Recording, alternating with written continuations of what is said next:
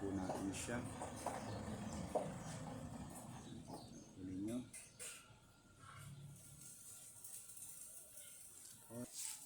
Ito po yung mga scrap pa na gagamitin natin.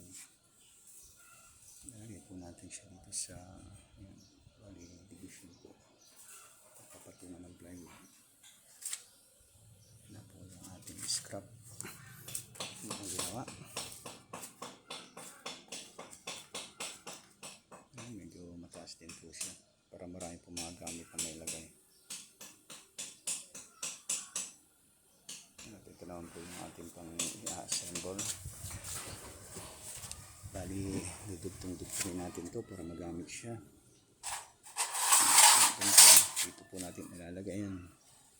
Dudugtong-dugtongin na lang natin. Hanggang sa taas. So yan, magamit siya kahit na pulpul na maliliit na yan, makinabangan pa. Sayang lang, itatapon o ipapakilo. Kaya naabot ng 50 pesos.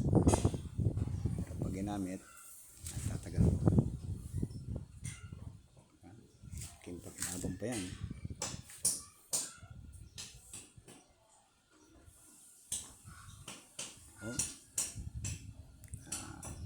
Kita ko na lang po muli sa inyo ang pag nabuo na po. Lagyan ng ang ding-ding na. Tsaka sa muli po, maraming salamat. Huwag niyo kalimutan mag-like, share, subscribe. At God bless you.